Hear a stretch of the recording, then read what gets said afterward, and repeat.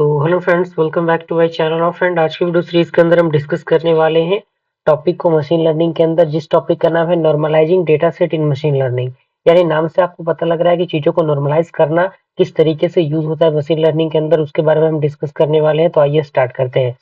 सबसे पहला पॉइंट इसके अंदर कह रहा है कि normalization is a data pre processing technique use to adjust and scale the values of numerical features in a data set so that they all fall within a similar range, typically between 0 and 1. Okay, यहाँ पे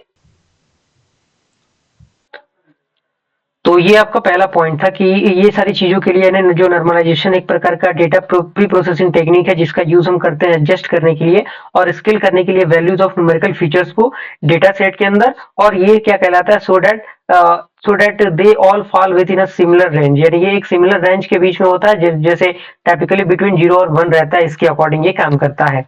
अगला point कह रहा है कि this is essential when working with machine learning problems, specifically those that really on distance calculation. यानी ये जो आपका है वो काफी एसेंशियल होता है। कब?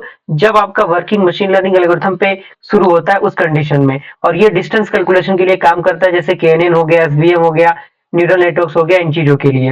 अगला पॉइंट कह रहा है कि it helps to improve model performance, convergence speed and ensure that no features dominate the other due to differing scales। यानी ये जो है ये मदद करता है इंप्रूव करने के लिए, जो भी मॉडल के परफॉर्मेंस होते हैं उसके कन्वर्जन स्पीड होती है, उन चीजों को डोमिनेट करने के लिए, डिफरेंशिएट करने के लिए। अगला पॉइंट कह रहा है कि normalization is often used, often refers to a scaling and there are different methods for performing it depending on the data set and the machine learning algorithm being used। यानी जो नॉर्मलाइजेशन इनका हम use करते हैं scaling के condition में, और different type of methods होते हैं जो परफॉर्म करते हैं, जो डिपेंड होते हैं उसके डेटा सेट पे और मशीन लर्निंग एल्गोरिथम पे, जो कि यूज किए जाते हैं।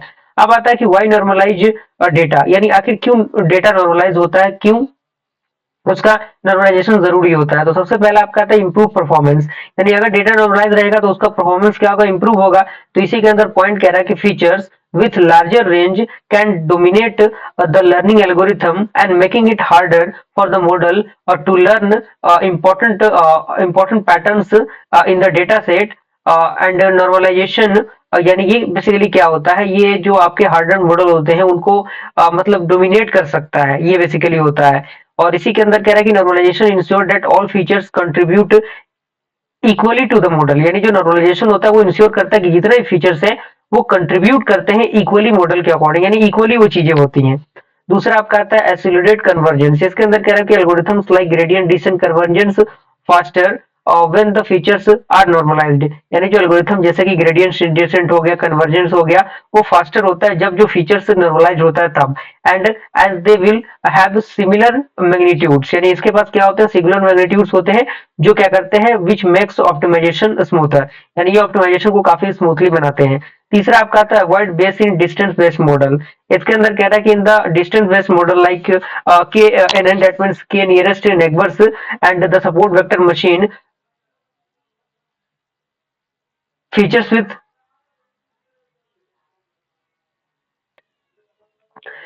with larger ranges can have a disproportionate effect on the distance calculation and leading to the best result। यानी बेसिकली काम कहाँ पे होता है? यहाँ पे जो नॉर्मलाइजेशन होता है वो चीजों को, बड़े बड़े चीजों को छोटे छोटे फॉर्मेट में कन्वर्ट करने के लिए यूज होता है। तीसरा आपका आता है इंप्रूव द मॉडल एक्यूरेसी, यानी मॉडल की एक्यूरेसी को इंप्रूव करने में। अब यहाँ पे आता है टाइप ऑफ नॉर्मलाइजेशन, अलग अलग टाइप का नॉर्मलाइजेशन होता है। पहला आपका आता है मीन मैक्स नॉर्मलाइजेशन, जिसे हम फीचर स्केलिंग कहते हैं। तो इसके अंदर छोटा सा पॉइंट दिया गया है और इसके एग्जांपल्स दिए गए। हो सकता है एग्जांपल आपको एक बार कंफ्यूज करे, लेकिन एक बार आपको अच्छी तरीके से ध्यान देके इसको लिख लेना है, और कब इसका यूज करते हैं वो भी दिया हुआ है, उसका एक रियल लाइफ एग्जांपल दिया हुआ है।